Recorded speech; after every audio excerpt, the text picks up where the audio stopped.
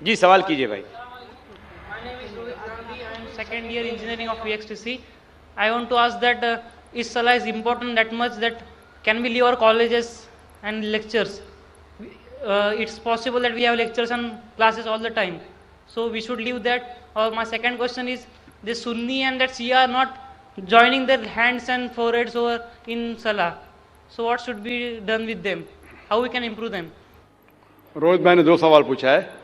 سوال کا جواب دینے سے پہلے میں یہ درخواست کرنا چاہوں گا میرے غیر مسلمان بھائیوں اور بہنوں سے، آپ کے پاس اگر کوئی بھی سوال ہے جو پوچھنا چاہتے ہیں، چاہے اسلام کے تعلق ہو یا دیگر مذاہب کے تعلق ہو، ہندوازم کے بارے میں یا کرسچینٹی کے بارے میں، عیسائیت کے بارے میں، آپ بنا جھجک یہاں پوچھ سکتے. ہم کھلی آزادی دیتے ہیں ہمارے غیر مسلمان بھائیوں اور بہنوں سے کہ آپ جو بھی سوال پوچھنا چاہتے ہیں اسلام کے متعلق، یہ آپ کا سنہری موقع ہے. ایسا موقع ہمیشہ نہیں آتا. اکثر مذہبی لیکچر تقریر کے بعد کھلا سیشن نہیں ہوتا ہے جہاں آپ کوئی بھی سوال پوچھ سکتے، چاہے اسلام کے بارے میں ہو، ہندوازم کے بارے میں ہو، کرسچینٹی کے بارے میں ہو، جوڈائزم کے بارے میں ہو.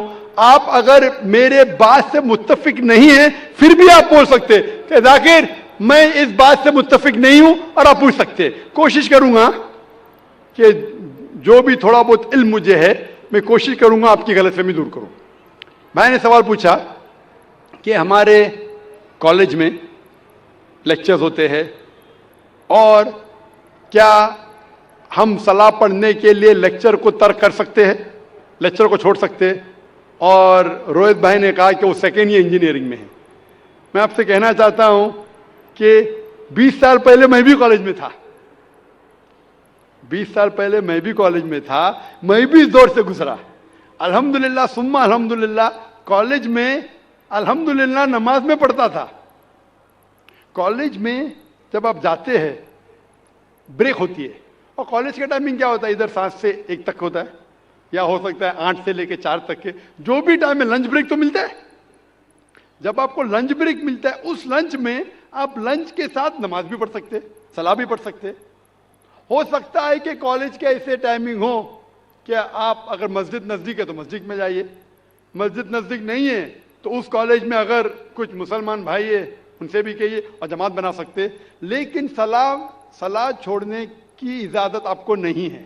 یہ پڑھنا فرض ہے، اور بے شک وداؤٹ اینی پرابلم آپ پڑھ سکتے. آپ جا کے بوائز کامن روم میں پڑھ سکتے، گرلز کامن روم میں پڑھ سکتے. صلاح چھوڑنے کی اجازت نہیں ہے. نزدیک مسجد قریب ہے تو مسجد میں جائیے، صلاح چھوڑنے کی اجازت نہیں ہے. آپ کہہ رہے تھے کہ کوئی سنی حضرات ہے، کوئی شیعہ حضرات ہے جو پیر سے پیر نہیں ملاتے.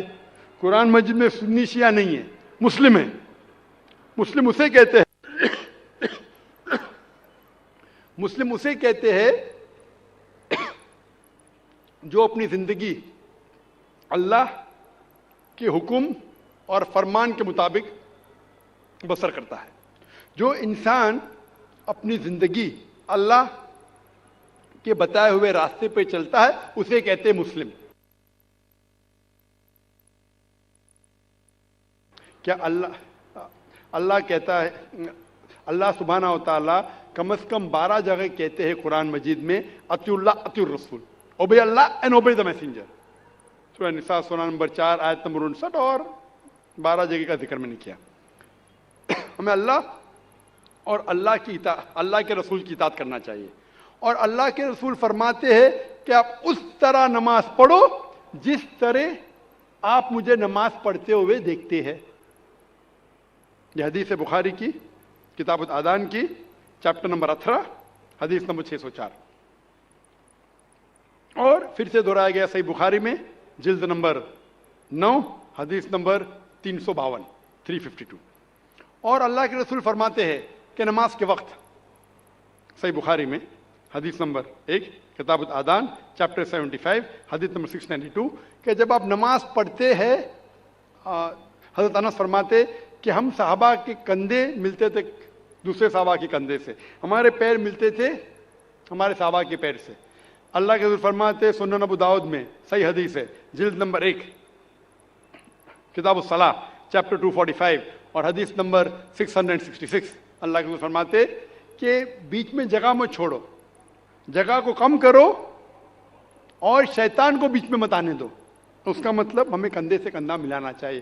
جو انسان اپنے آپ کو مسلمان کہتا ہے اور کندھے سے کندھا نہیں ملاتا ہے صلاح کے وقت, اور پیر سے پیر نہیں ملاتا ہے, وہ اللہ کے رسول کی نافرمانی کر رہا ہے, وہ صلاح صحیح طریقے سے نہیں پڑھتا ہے. تو شاید ان لوگوں کو یہ اللہ کے رسول کی حدیث کے بارے میں پتہ نہیں ہوگا, تو ہماری کوشش ہے کہ ان مسلمان کو بتائے کہ اللہ کے رسول کی حدیث ہے کہ کندھے سے کندھا ملاؤ, پیر سے پیر ملاؤ نماز پڑھتے وقت, یہ فرض ہے. Hope the answer the question. جی مائک نمبر 2 پہ. ہیلو سر, میرا نام پرنو نائک ہے اور میں مرچنٹ نیوی میں کام کرتا ہوں. میرا سوال یہ ہے کہ اکارڈنگ ٹو قرآن یہ کہا جاتا ہے کہ جب قیامت کا دن آئے گا تو اس وقت اللہ جب سب کو پھر سے اٹھائیں گے تو کہا جائے گا کہ اپنی قبروں سے اٹھو. تو ہم ہندوؤں کا کیا ہوگا, کیونکہ ہماری تو کوئی قبر نہیں ہوتی.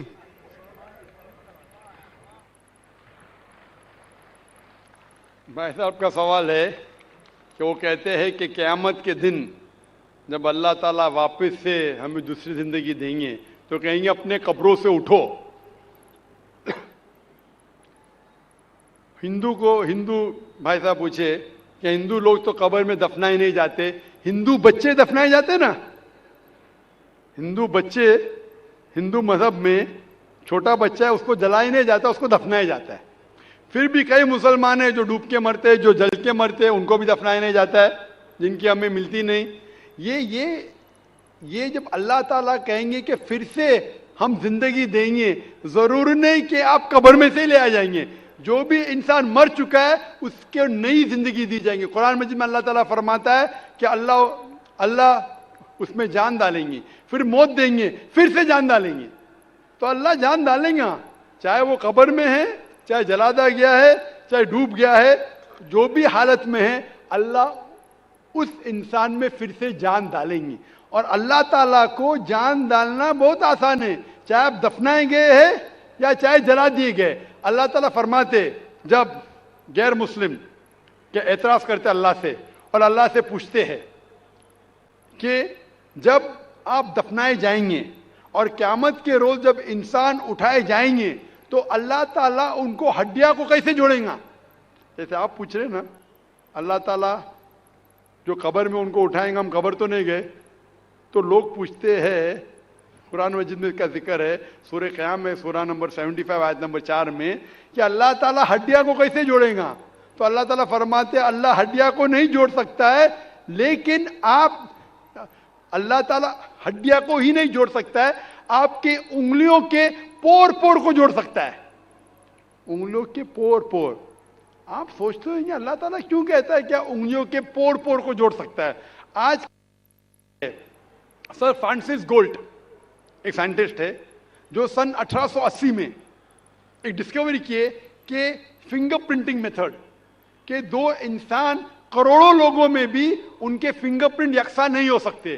تو اللہ تعالیٰ فرماتے ہڈیوں کو تو چھوڑو, میں آپ کے انگلیوں کے پور کو اکٹھا کر سکتا ہوں اور ہو بہو ویسے پیدا کر سکتا ہوں. تو اللہ کے لیے پھر سے جان ڈالنا بہت آسان ہے, چاہے وہ انسان دفنایا ہے یا جلایا دیا گیا ہے یا ڈوب کے مرا ہے. اللہ کو پھر سے جان ڈالنے میں, چاہے وہ مسلمان مرا یا ہندو مرا یا عیسائی مرا, اللہ کو جان ڈالنے میں بہت آسان ہے, کن فیکن. اور پھر سے ہمیں نئی زندگی دی جائیں گی اور پھر حساب کتاب کیا جائے گا. اور حساب کتاب میں اگر آپ اللہ کے احکامات پہ عمل کیے تو انشاءاللہ آپ جنت میں جائیں گے, اس دنیا کے امتحان میں سفلتا پائیں گے. لیکن اگر ان کے احکامات پہ آپ نے نہیں چلے, ان کے مطابق نئی زندگی بسر کرے, تو آپ اس زندگی میں سفلتا نہیں پائیں گے. Hope the answer the question. Mic number 3 سے میں کوئی غیر مسلم بھائی ہوں. اور میں اسٹوڈنٹ ہے. سر ایکچولی یہ ریلیجن ہونا ہی نہیں چاہیے میرے خیال سے. تو یا تو بہت سارا وار ہوتا ہے, آپ نے بولا بردرہڈ ہوتا ہے, تو ایکچولی یہ ریلیجن نہیں رہے گا تو یہ بردرہڈ ریفر نہیں رہے گا, ہیومینٹی رہے گا, نہیں تو وار بھی نہیں رہے گا. تو ریلیجن ہونا ہی نہیں چاہیے کانسیپٹ. ریلیجن کیوں ہوتا ہے؟ کیا آپ ہیلپ کریں گے اس کے لیے؟ بھائی صاحب کا سوال ہے کہ ریلیجن ہونا ہی نہیں چاہیے, یہ مذہب ہونا ہی نہیں چاہیے. یہ مذہب کی وجہ سے وار ہوتا ہے, جھگڑا ہوتا ہے. آپ کہتے بھائی چارہ بڑھتا ہے, وار ہوتا ہے. صرف ہیومینٹی ہونا چاہیے. بھائی صاحب نام کے بیکسن جارج. کون سے مائکرو فون پہ ہاتھ اوپر کریں گے؟ جارج بولیے سر. پیچھے والے مائکرو فون. میں چاہوں گا کہ اگر یہ مانیٹر آن کریں گے, اگر کوئی ٹیکنیکل سٹاف اس مانیٹر کو آن کر سکیں گے, کیونکہ اگر میں دیکھ سکتا ہوں شخص کو تو جواب دینے کا انداز کچھ اور ہوتا ہے.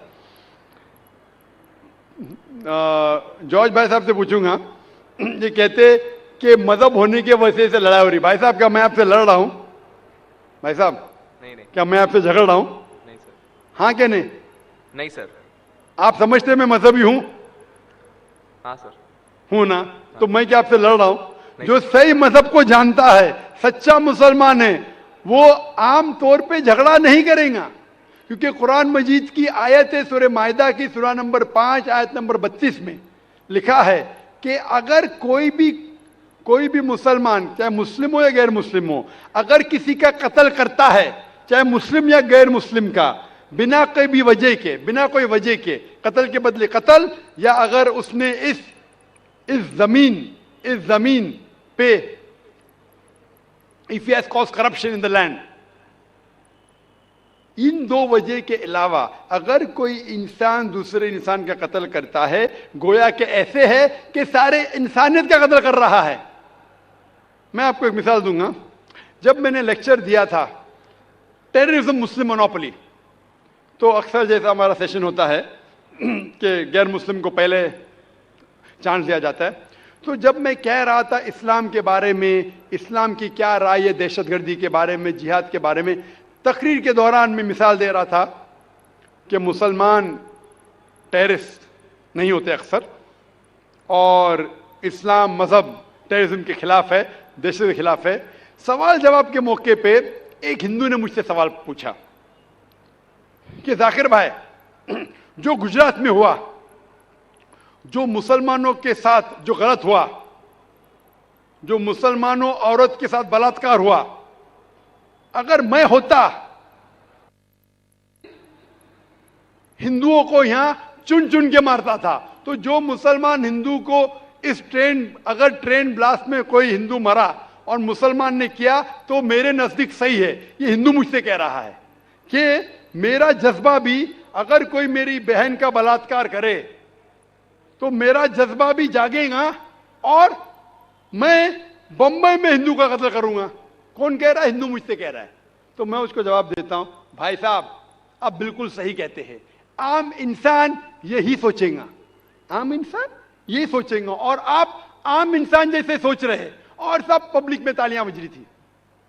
لیکن میں عام انسان نہیں ہوں, میں مسلمان ہوں. میرا مذہب, میرا قرآن, میرا رب مجھے اجازت نہیں دیتا ہے اگر کوئی ہندو نے کسی مسلمان کا قتل کیا ہے یا کوئی عورت کا بلاತ್ಕಾರ کیا ہے, میں وہی مذہب کے انسان کو بمبئی میں اس کا قتل نہیں کر سکتا ہوں. یہ اجازت ہی نہیں ہے.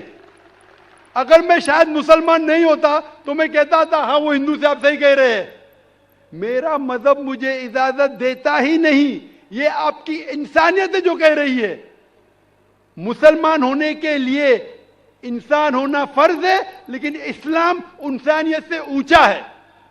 کیونکہ میں مسلم ہوں, کتنا بھی جذبہ مجھ میں ہوگا, لیکن میں میرے رب, میرے خالق, میرے اللہ سبحانہ و تعالیٰ کے حکم کے خلاف نہیں جا سکتا ہوں. جو شخص نے کوئی مسلم عورت کا بلاತ್ಕಾರ کیا اس کو پکڑو اور اس کو پولیس کے حوالے کرو, پکڑ کے سزا دو, لیکن دوسرے انسان کو وہی مذہب کے اگر میں قتل کروں گا, یہ بالکل اسلام کے خلاف ہے.